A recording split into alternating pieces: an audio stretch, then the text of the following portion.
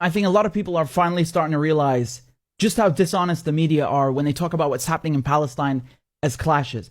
If these were videos from Ukraine, if they showed Russian soldiers abusing Ukrainians, it would be front page news. You would have no problem looking at that and calling that violence. But because it's happening to Palestinians, oh, now it's a clash. Oh, it's both sides. Look, man, when you have gangs of uniformed thugs draped in riot gear bursting into a mosque and shooting people with tear gas while they're praying, that's not a clash. That's literally the definition of brutality. And this idea that if Palestinians dare to throw a rock in self-defense at somebody that's tear gassing them, that they're somehow equally to blame. I mean, what is this colonial slave mentality? Like, how dare you defend yourself? Accept your oppression, you Arab terrorist.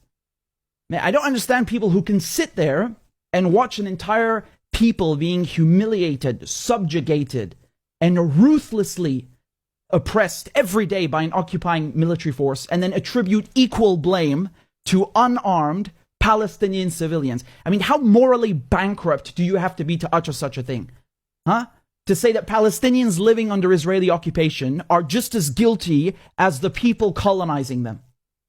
And then they sell you this idea, this fairy tale that Israel's a democracy, while they're openly beating journalists, beating medics, beating worshippers, beating women.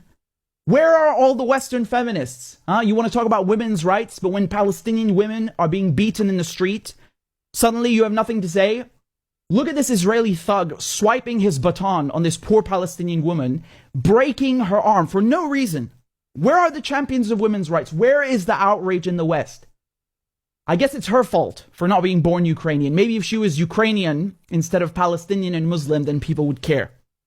Do you know how insulting that is to go into a holy place while people are praying during Ramadan, beat them up, handcuff them, and just throw them around like sacks of meat? I'm not even Muslim, and I am insulted. I'm offended. And I shudder to think what would happen if Palestinians went into a synagogue and started firing tear gas at people while they're praying.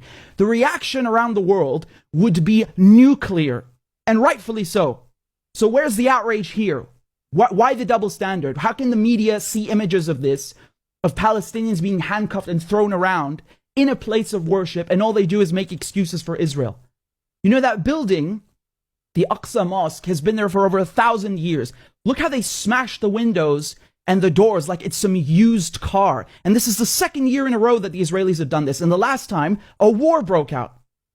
You know, Palestinians are living 2-3 generations as refugees on their own land. They have no state, they have no equal rights, no armed forces. And meanwhile, the Israelis have nuclear weapons, an air force, billions of dollars being bankrolled by the Americans, and they have the complete political backing of the Western media. And you call that a level playing field? There is nothing about this that is even remotely comparable. Anybody calling this a clash or going, oh, it's complicated, is either clueless or being dishonest. And the media, they always have these colorful, creative ways to avoid saying that Israel is occupying Palestine. Oh, it's both sides being violent. Oh, there are tensions because it's Easter and Passover and Ramadan coinciding. No. Get one thing straight.